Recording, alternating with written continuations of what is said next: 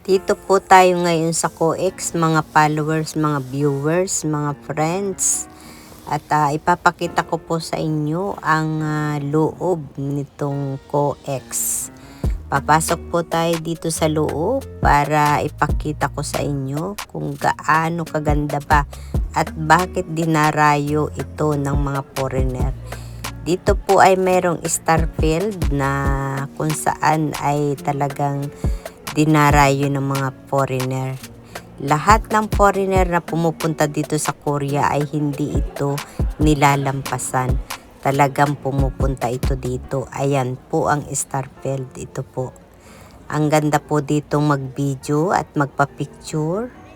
Napakataas po na yan, mga books.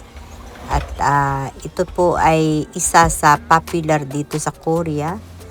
Katulad ng Namsan Tower, pero ito po ay ikalwa sa napakagandang view dito sa Seoul na matatagpuan dito sa COEX sa Samsung.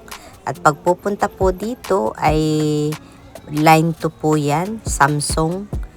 At exit number 4 papunta dito sa sa COEX.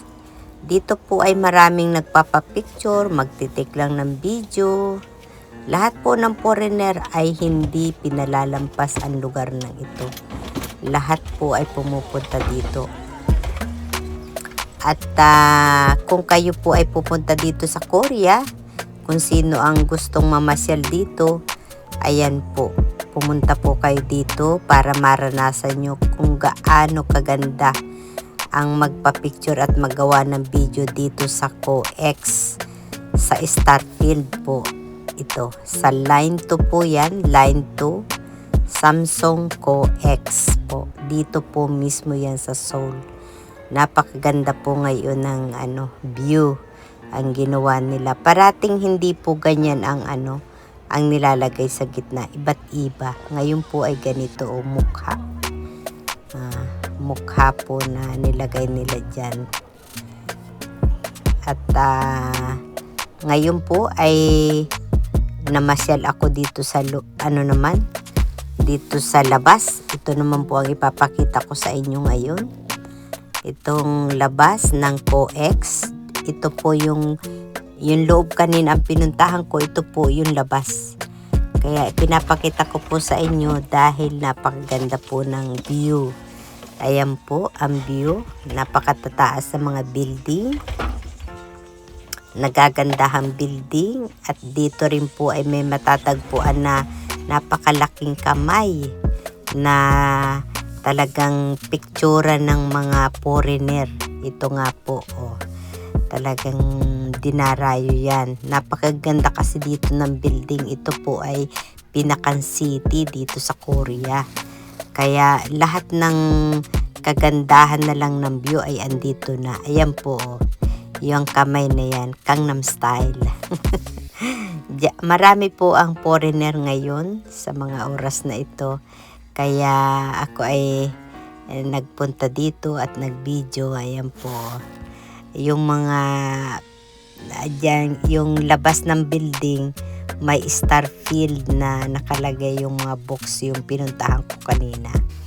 Ito naman po ang labas. Makikita nyo naman na yung dinadaanan ay napakaganda at nagtataas ang mga building. Kaya inaanyahan ko kayo na pumunta dito, mamasyal at maranasan kung gaano kaganda ang Korea. Dito po maraming nagpapapicture ng mga foreigner. At kung hindi nyo po alam, pagpunta dito ay i-contact nyo lang po si Wonder Lisa at i-guide ko po kayo dito sa Korea. Libre. I-guide ko po kayo. Ayan po ang labas ng COEX. Ito pong COEX, hindi nakakaalam, ay talagang pasyalan ng mga foreigner. At napakalawak po nito na napakalawak, sobrang lawak. At tayo nga po ay ng video dito sa loob para naman na maipakita ko sa inyo ang ganda ng COEX dito sa Korea. Yan po ay mga mga plywood na ginawang ginawang mukhang tao. Ang ganda, no?